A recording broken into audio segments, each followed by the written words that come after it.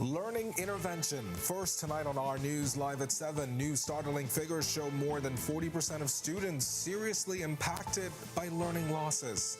Meanwhile, the university board says the work continues after the resignation of UB President Eric Rollin.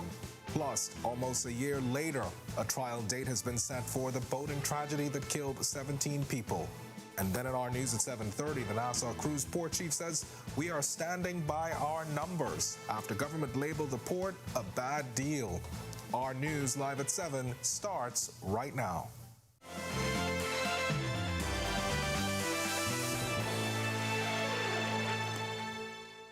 Welcome to Our News Live at 7. Thanks for joining us tonight. I'm Kendino Knowles. Results from a learning loss assessment revealing a massive number of students are way behind in their performance. It's the latest news out of Parliament today as debate on the new fiscal budget continues. Our Berthany McDermott is following House proceedings. He joins us now with more on this. Berthany?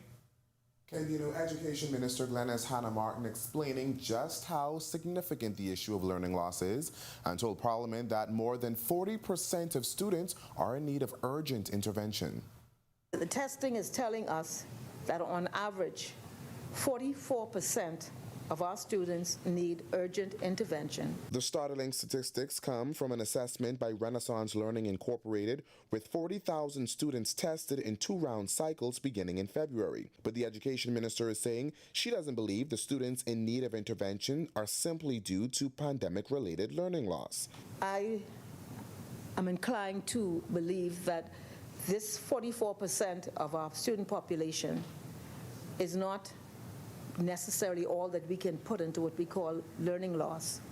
And it is potentially systemic gaps. They call it social promotion. Systemic gaps that have prevailed and persisted over a very long period of time in our educational system. Hannah Martin says the research determined the majority of these students are in New Providence, Grand Bahama, Abaco, and Eleuthera, revealing a way forward has been identified to curb the trend. In response to these findings, Renaissance is providing personalized, individual, small group, and whole class interventions using near-port and other strategies. The lessons include lessons on the foundational concepts. She says summer programs, early morning classes, remediation at home, and assistance from NGOs are just part of the plans to bring the numbers down. This is not a small task, but it has to be coordinated, strategic, and sustained.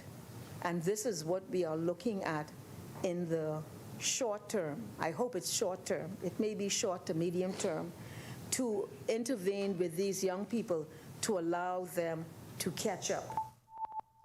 Well, Hannah Martin telling parliamentarians the full results of the assessment will be shared. Be called on to assist. Kendino.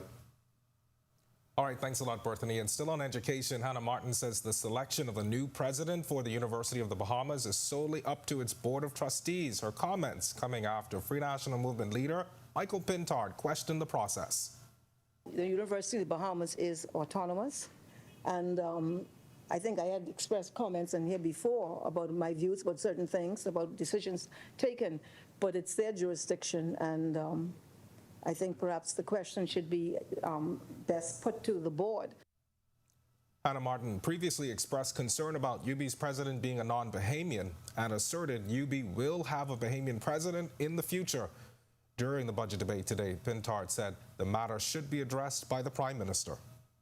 I'd just like to say to the member for Cat Island, Wamkins, and Salvador, I believe that we are kindred spirits on the University of the Bahamas, and so certainly we're looking forward to hearing from the Prime Minister at some point on his thoughts once he has been briefed, because it's that, sorry?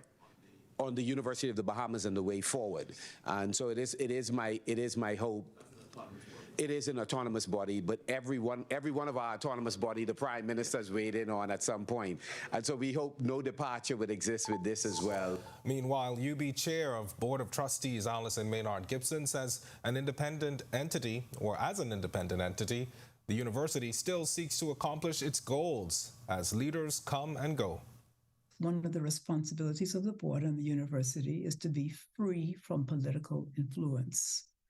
And I know that Minister Hannah Martin respects the board and that she respects the mandate of the board as it carries out its function in respect of the university. That within the 3-year period that was to be Dr. Rawlins' tenure, we were going to be working hard with internal and external stakeholders to make an application for national and most especially international accreditation.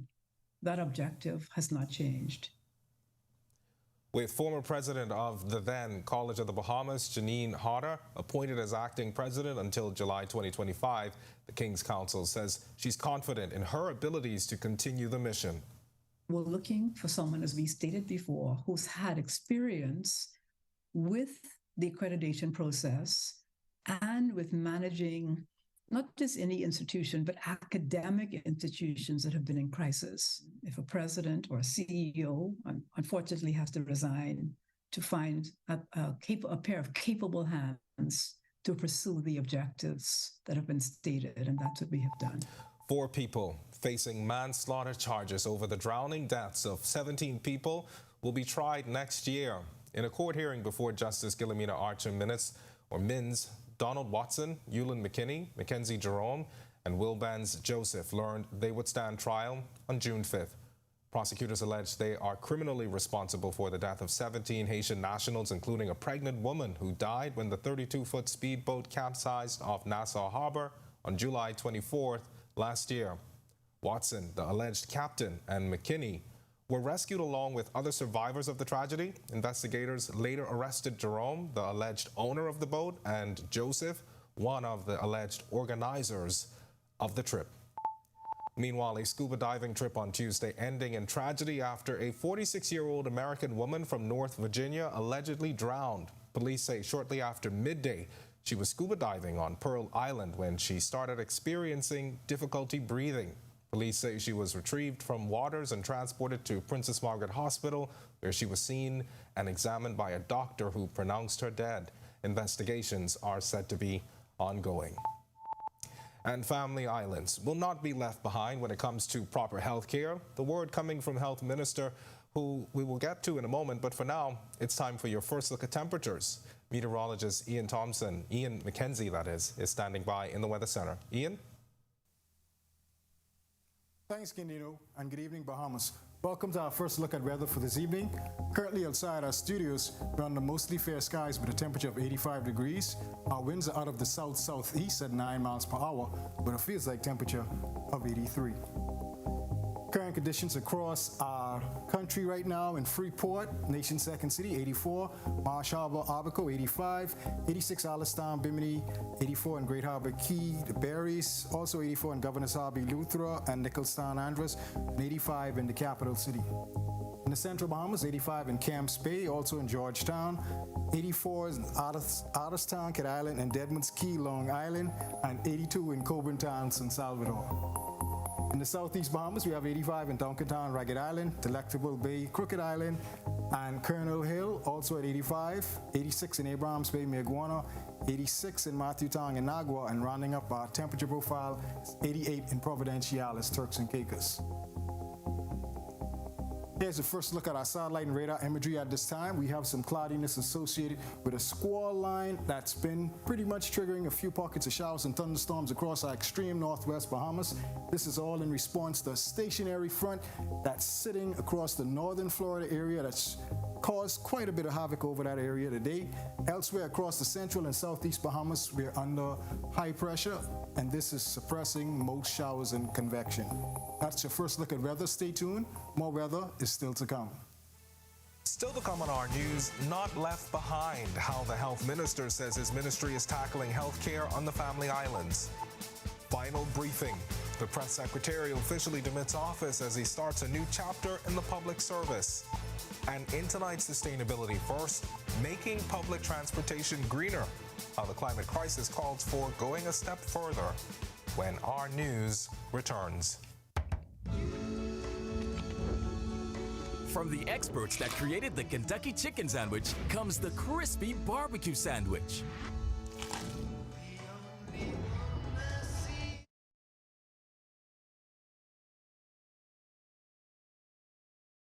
If new, Heineken Silver was a riveting Viking saga. Last the 12th, your family tortured my first wife and stole my second favorite goat. Now you want to marry my daughter.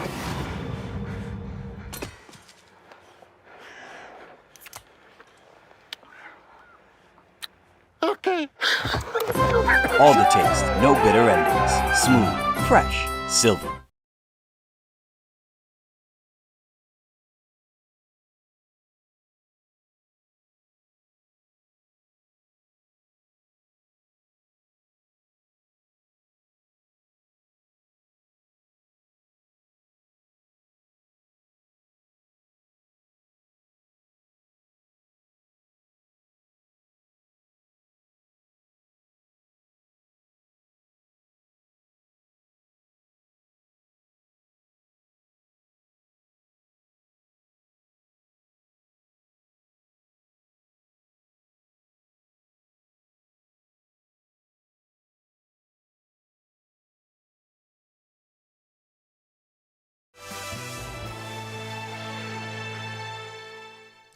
Our family islands will not be left behind in the plans to bring healthcare facilities up to modern standards. That's according to our Minister of Health. Marlena Leonard has a breakdown of the speed bumps and the progress being made so far.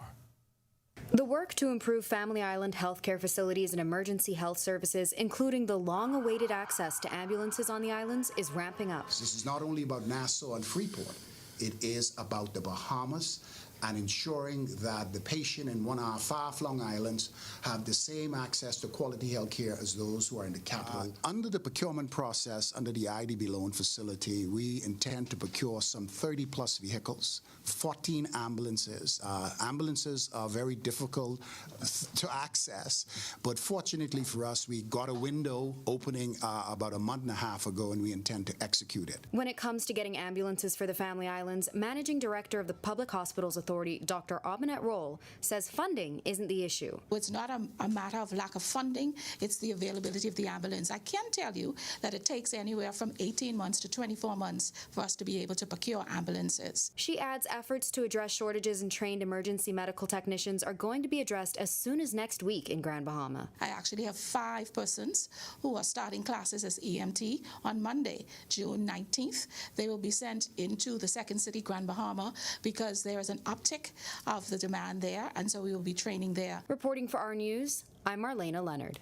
Well, it was an emotional farewell this morning as Clint Watson wrapped up his time as press secretary in the office of the Prime Minister. This morning's weekly press conference was the last Watson will host as press secretary, moving on to become general manager of the Broadcasting Corporation of the Bahamas. During the Q&A session, he was asked about previous comments that he made that were critical about his time at ZNS, where he said he felt sidelined. He says the people who were in charge then are no longer there. I stand behind my comments about being sidelined. And I think for me, this is why I'm so passionate about doing this job. You know why? I've been there. And my desire is to ensure that under my leadership, nobody ever encounters what I encounter. And to make sure that people who feel disenfranchised in a matter of weeks will no longer feel that way. The last thing on my mind is a vendetta. I don't have a vendetta at all. What I want to do is make sure that people have opportunities. As for his time in his role as press secretary, Watson says he gave himself a 2-year time frame. I came here with a set time frame. I came here with goals that we wanted to do. So I think what I set out to achieve, we were able to achieve. The biggest thing was establishing a press office in the office of the Prime Minister, because none ever existed. We've done that. It's staffed with some of the most talented professionals I know in the sector and industry, and so I know I'm leaving it in good hands because they can carry it on. We have an established office that's there to cater to media needs, take their phone calls throughout the week, throughout the day, get interviews for them, get responses for them, organize events for them. I think we did it. When Our News comes back from the break, we turn our spotlight to stories making headlines across the world as a UK parliamentary committee finds the former Prime Minister deliberately misled Parliament. Plus, from the region, the TCI police chief makes an appeal to solve 7 murders. and how greener public transportation will help in the climate crisis fight in tonight's Sustainability First, when Our News returns. Welcome to The Rewind, an Our News monthly podcast where we discuss various different topics in the Bahamian society. I'm your host, Jasmine Lundy. I'm your co-host, Janae. I don't like eggs enough. I get the vibe. Right, let's put that on a shirt. By our last name. Yeah. This is The Rewind.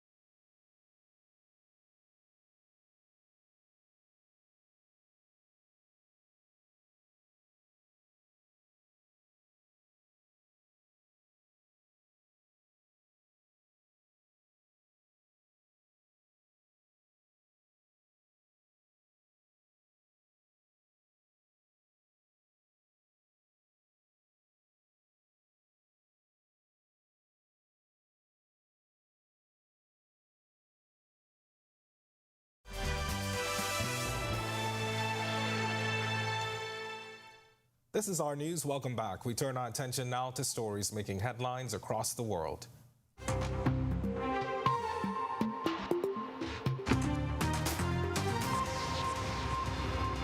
Boris Johnson deliberately misled the British Parliament in an unprecedented way over rule-breaking parties at his office during COVID-19 lockdowns. A committee said as much on Thursday in a damning verdict that further tarnished the former Prime Minister. Johnson has denounced the report as rubbish. Rachel Judah has more. Mr. Johnson. Former UK Prime Minister Boris Johnson deliberately misled Parliament on several occasions over rule-breaking COVID lockdown parties.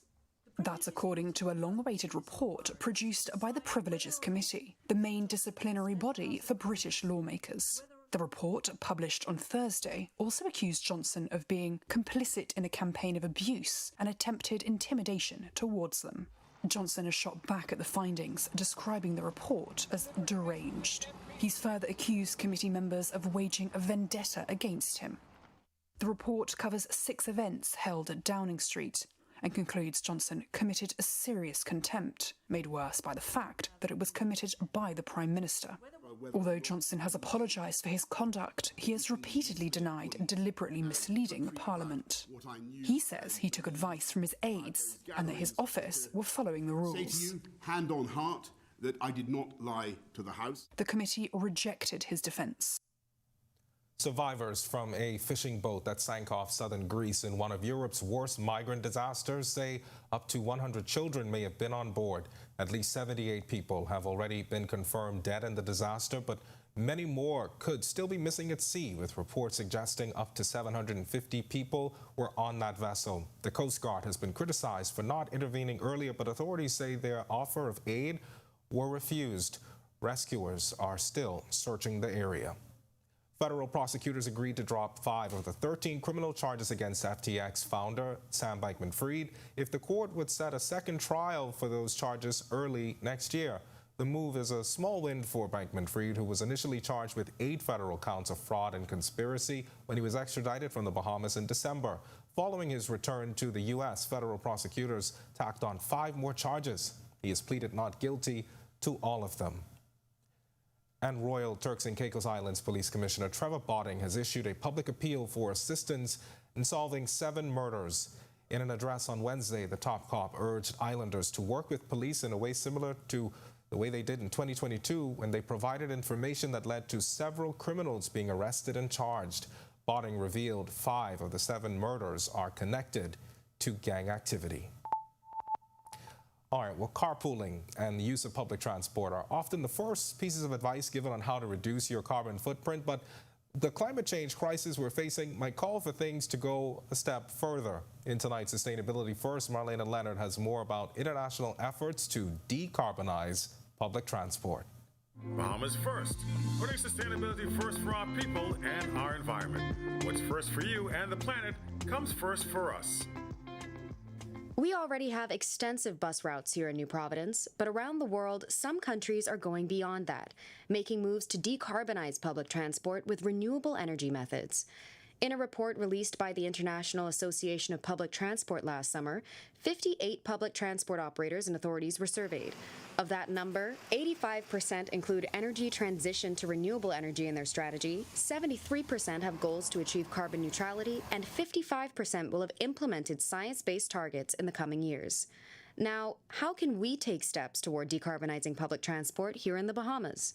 Environment Minister Vaughn Miller says conversations have started with our Ministry of Transport. In conversations with regards to that, in terms of further developing and monitoring, and it's something we've been in conversation with for a while, but that's as much as I'm prepared to say about it.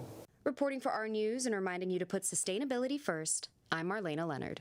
Still to come in Our News, today in history, find out interesting facts about the day that was June 15th, including the 2013 graduation debacle at St. John's College. And then in Our News at 7:30, we are learning a man who threatened the Prime Minister violated bail 10 times. And as recently resigned UB President Eric Rolland amidst office, student government praising his efforts to bring diversity to the campus. That's coming up when Our News returns.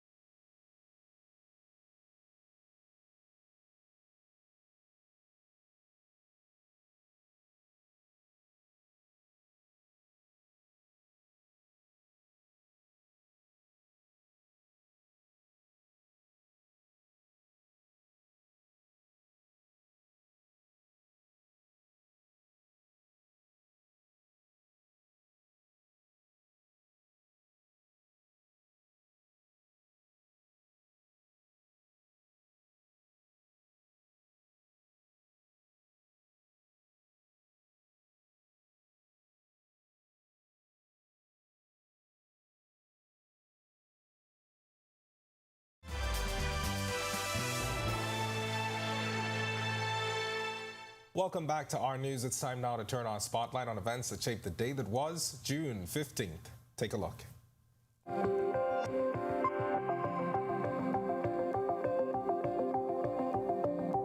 On this day in Bahamian history, in 1914, William Allardyce became governor of the Bahama Islands. He served from 1914 to 1920. Then in 2013, students in the graduating class of St. John's College learned they would not be allowed to walk following what Anglican Bishop Leish Boyd deemed inappropriate behavior at a school function the week prior. The behavior was caught on camera. It doesn't make sense that we come out here, try our best, do our work, and do whatever. Cheapest we dropped out of school because we're not benefiting from it. And them doing this to us, it's like they shutting us down. It's almost as if they're telling us, oh, well, y'all worked hard for nothing. I've spent 14 years in school, and for us to not be able to graduate, it just hurts me daily. We tried to make St. John's a better school for them. They promoting garbage, and they causing us to look bad, which is not true.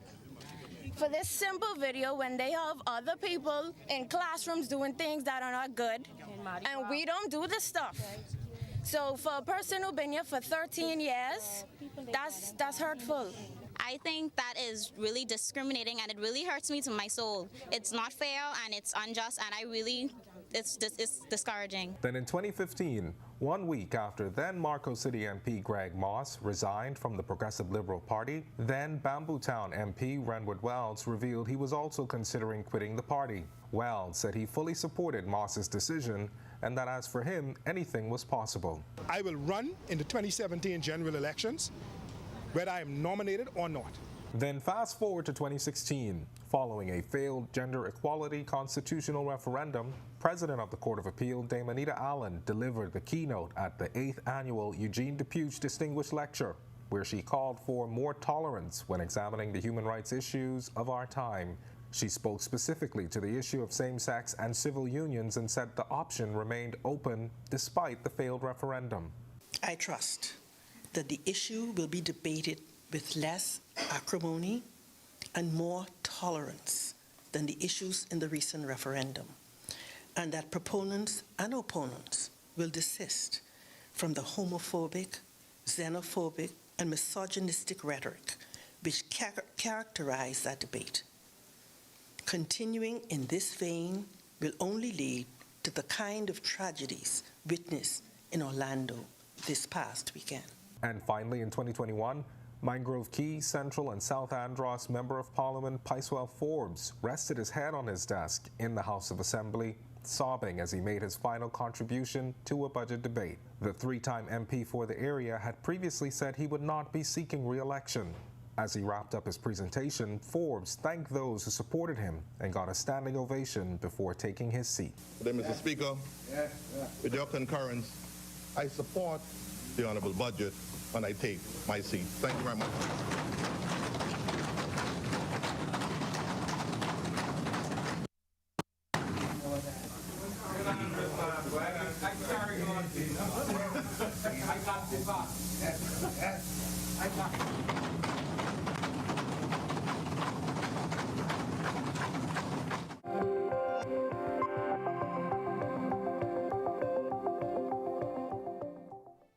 All right, that historical recap and all of today's top stories are available now at ournews.bs. That does it for us in News at 7. Joining us now is Italia Hall with the latest headlines. Italia? Yes, Ken. Well, the Nassau Cruise Port Chief is defending the port deal while hotel occupancies are trending up. Here are your latest headlines. Standing by the numbers first tonight on Our News Live at 7:30. CEO of the Nassau Cruise Port sharing their revenue forecast for the next 5 years. Plus, the Atlantis Resort pulling in big numbers as the summer holiday approaches. A hotel executive speaks. Also, the man accused of threatening the life of the nation's leader granted bail. We have details from inside the courtroom. And later, many were caught by surprise following the resignation of the University of the Bahamas president. But our Joshua Williams speaks exclusively with the Student Government Association, who's praising his efforts. Our News Live at 7:30 starts in a moment.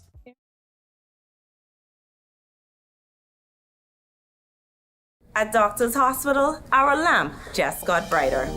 The Loyalty Advantage membership program now has 3 unique plans to choose from. From Lamp Prepaid with free prime care visits and service line discounts, Lamp Insured with copay waivers and zero upfront collections at the ER and inpatient services, or our new Lamp Access, a free plan that offers 10% off labs, pharmacy, and imaging. Lamp has a plan for everyone. To sign up, visit our website or give us a call. Doctors Hospital, trusted and best care now.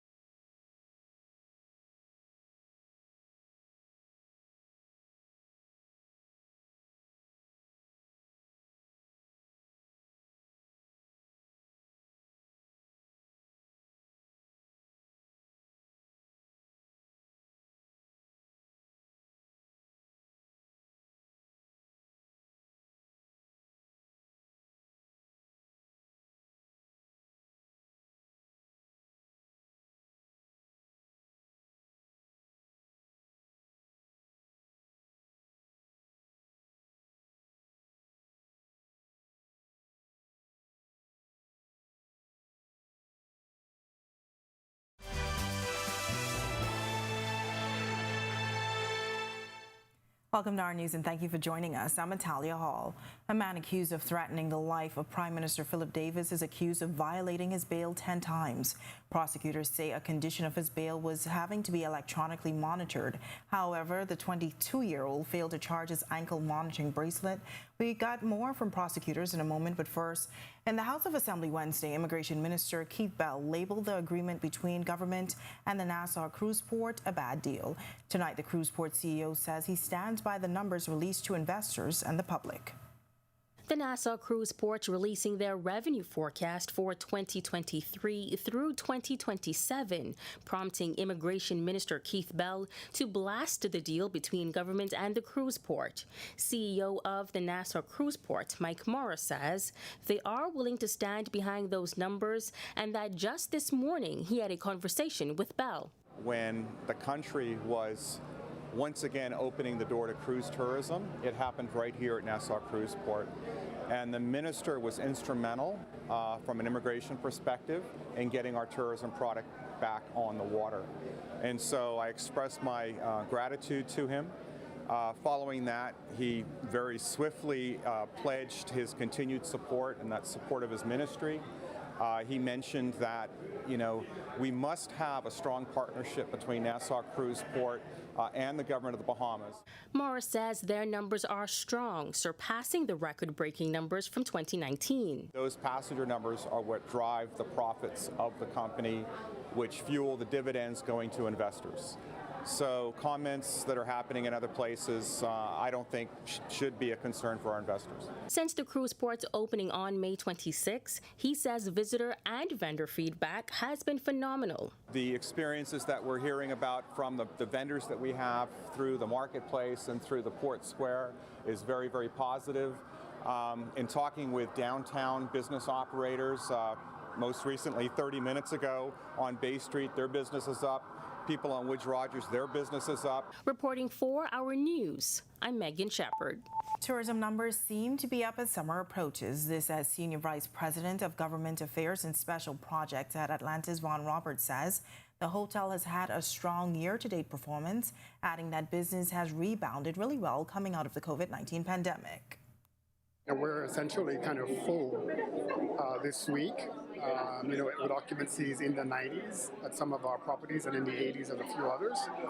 And I think that's what you'll see if you talk to folks at the Four Seasons and Bahama and those places as well. So very excited by that. I've said before that we've also seen a significant increase in our room rate and our spend once the guest is here, and so that's just meant the business has been very strong. And now to the man accused of threatening the life of Prime Minister Philip Davis, who's been accused of violating his bail 10 times. Prosecutors say 22-year-old Isaac Roberts failed to charge his ankle monitor on 10 occasions, a condition of his death threats charge. Roberts denied the allegations at his arraignment before Magistrate Samuel McKinney. Prosecutors tried to have Roberts remanded to prison, claiming that the alleged violations showed he was not a fit candidate for bail. However, Roberts' lawyer Bjorn Ferguson said the charges were only accusations and that Roberts was presumed innocent. According to Ferguson, the monitoring devices are defective and the contract ought to be reviewed. Magistrate McKinney granted Roberts $5,000 bail and set a September 11th trial date. Debate on the 2023-2024 budget continuing this afternoon, with Member of Parliament for Long Island, Adrian Gibson, calling the budget communication unimaginative. He says while the government promised no new taxes, he believes this budget proves quite the contrary. And come July 1st, it will be a new day with new taxes. Whether you call them fees, fee for service, whatever cute language, it's taxes. And the public should know that it is all one and the same.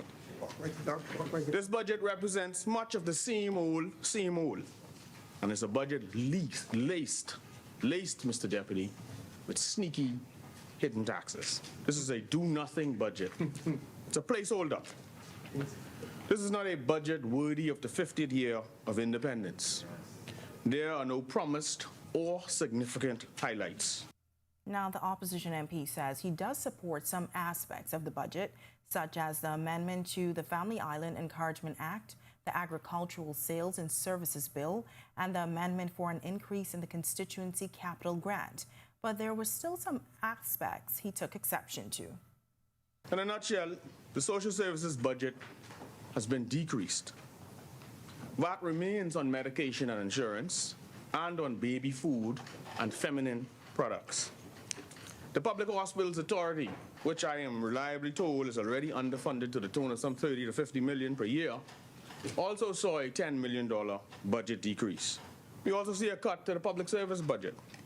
And interestingly, there's a humongous outlay, tune of some $60 million to pay consultants. All right, another hot day around the islands, and it seems as if temperatures aren't cooling down anytime soon. Forecaster Ian McKenzie is in the Weather Center with a first check on weather. Ian? Thanks, Italia, and good evening, Bahamas. Welcome to our look at forecast for this evening. Current conditions outside our studios are under mostly fair skies with a temperature of 85 degrees. Our winds are out of the south-southeast at 9 miles per hour with a feels-like temperature of 80. First look at satellite and radar. At this time, we have this plume of cloudiness associated with a squall line, and that is in response to a stationary front that's sitting just north of Florida. And this area has caused quite a bit of havoc for persons across that area.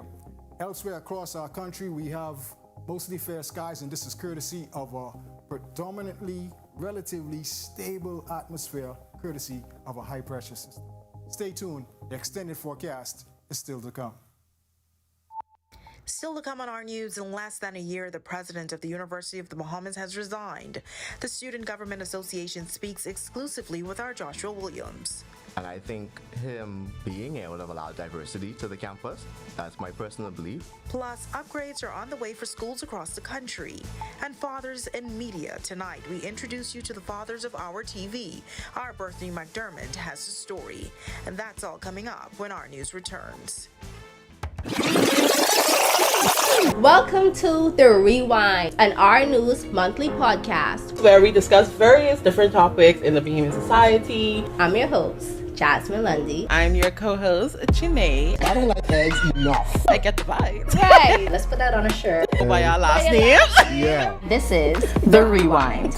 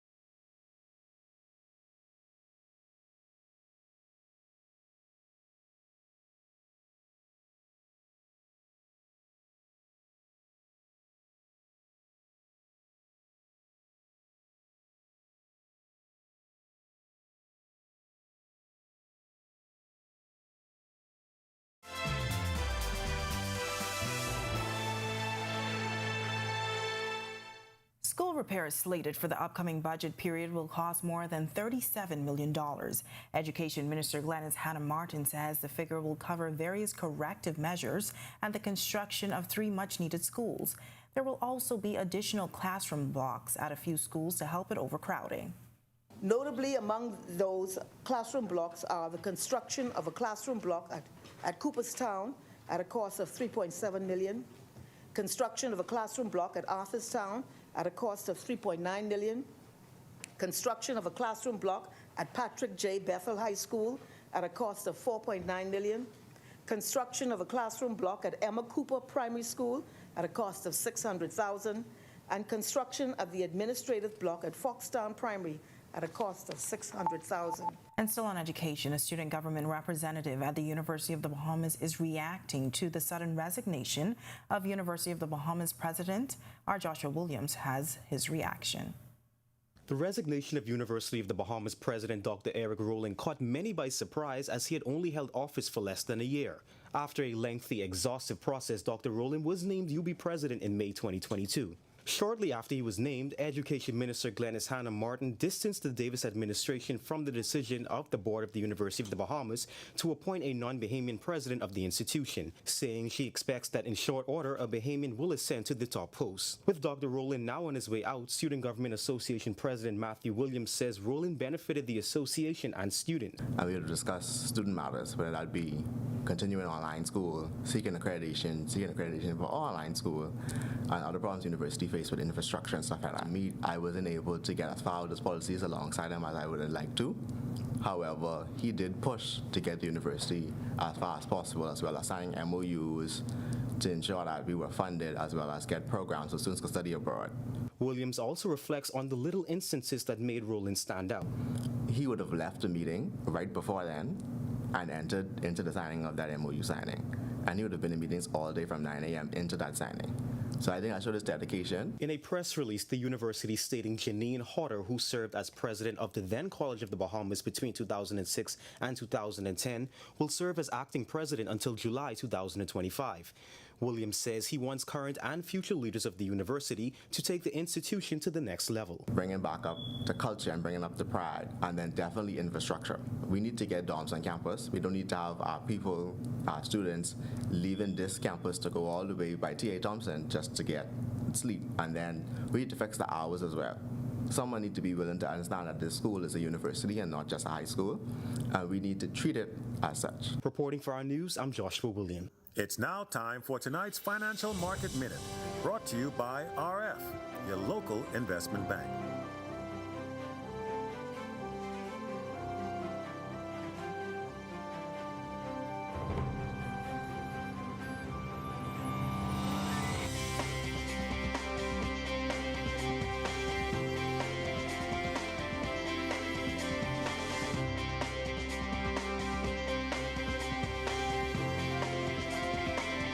This has been your Financial Market Minute. To explore the best performing mutual funds in the Bahamas, visit our website at www.rfgroup.com. When our news comes back from the break, media can sometimes be a very demanding job, but how do these fathers balance it all? Our Bertha McDermott speaks to the dads of RTV. We get you caught up with day one of the National Swim Meet and see which college baseball player was given All-American honors. Hold tight, our sports is coming right up. Hot temperatures in the capital today, and those temperatures are expected to get even higher.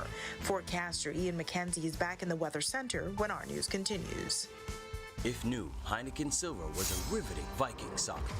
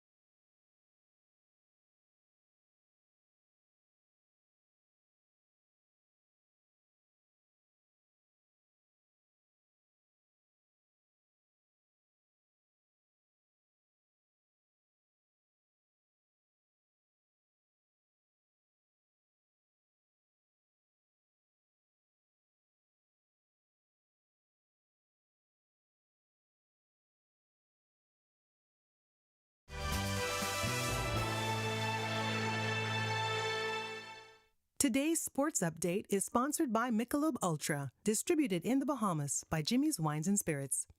This is our news. Welcome back. We recap the opening of the National Swim Meet, and Jonquel Jones, and college baseball star, was named to the All-American team. Here's Tej Adderley with a check on sports. Tej?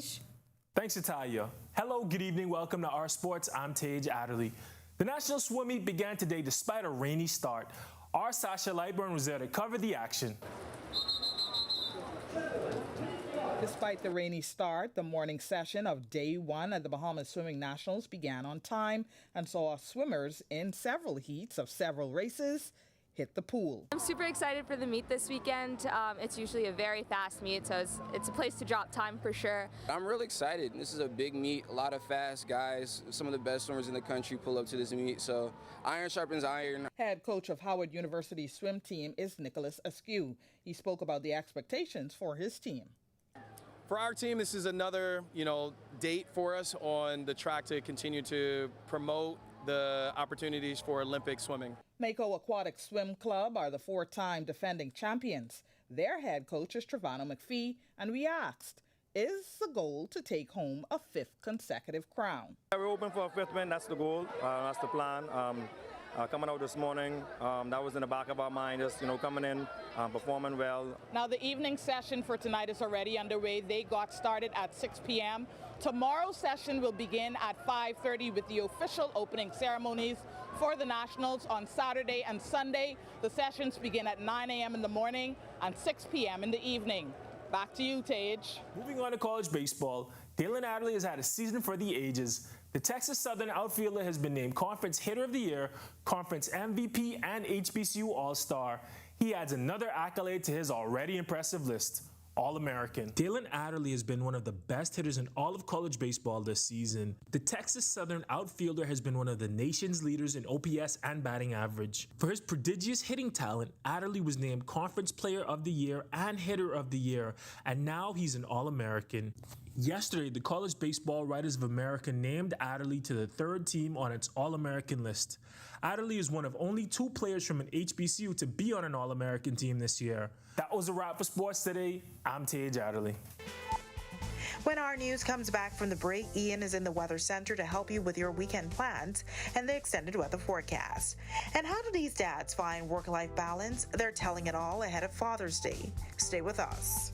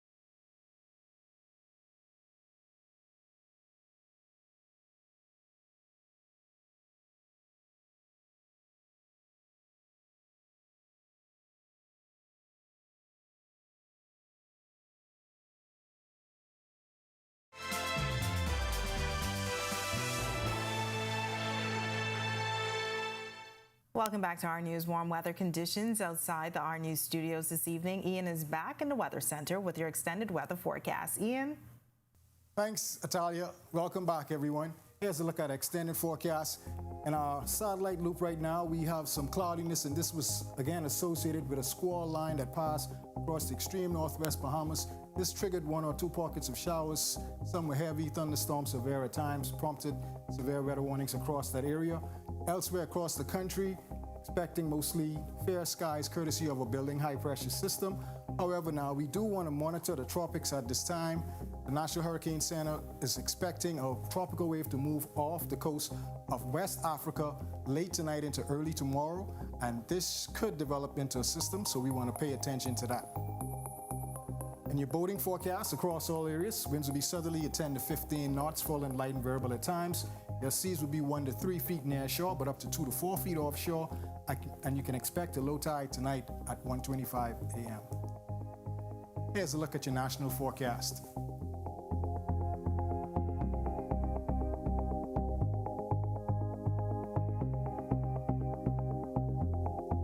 And in your extended forecast, nice sunny day tomorrow. Now we are advising you guys to drink lots of water, stay hydrated. We expect those heat indices to climb into the triple digits, so refrain from extended periods outdoors, and this is expected to continue into early next week. However, we can see some cloudiness, some showers return early next week. Highs into the upper 80s, probably low 90s, and your lows into the mid to upper 70s and even possibly at 80. That's your wrap on your forecast for this evening. Make it a great one. All right, thanks so much, Ian. Well, there are 7 men on the Our TV team who are also fathers. And while the job demands long hours, they say finding balance is key. Tonight, we'll hear from 3 of them who say it's all worth it in the end. Bethany McDermott has this story. Striking that balance between work and fatherhood isn't an easy feat, but the fathers of Our News say it's all worth it.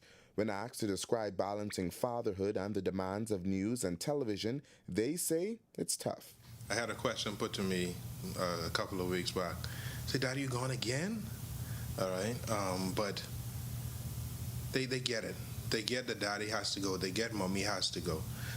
Because, you know, the cell phones and all the things that they love, and the Air Force Ones, and I don't understand why they ask me for these things. I didn't get these things, but anyway, they want them. So I have to work with them, so they get it. These dads say the goal is to make time for their children despite having a tough and demanding schedule. Anthony Black is a senior editor at Our News. During the demanding times when he was a news cameraman, he says his family has been a strong support system. You love what you do, but then, you know, you also, you know, this child is here, and he needs you, you know. But I always have someone to, you know, to watch a caretaker to watch him. Then there's Terrence Colbrook. He's a 25-year-old father of a 4-year-old son, Zane. The Our News cameraman says finding the balance was a bit of a task. I had my kid pretty young. I'll be very transparent about that. But, you know, so it was a lot of growing with myself. And I think while I was growing, I still had to be a dad. I couldn't have the excuses. I couldn't say I ain't ready for this. I couldn't say I can't do this. Despite the difficult times, they all have found the balance between work and home and now share this with fathers who may have found themselves in a similar situation. If you're already having a kid and you're young like me, I think just perseverance, prayer, having a support system. You can have all the money in the world, but if you weren't there to build that relationship, it really means nothing at the end of the day. So I encourage you, no matter if you go days or hours or weeks, months without having to see him, as soon as you can, you go and you know, connect with your child. Reporting for Our News, I'm Bethany McDermott. All right, very touching. It was great to hear from the dads of Our TV. Thanks for that, Bethany. And thank you for joining us for Our News tonight. On behalf of the entire team, I'm Natalia Hall. We will see you tomorrow night. Have a great evening. On the Record starts now with Jerome Sawyer.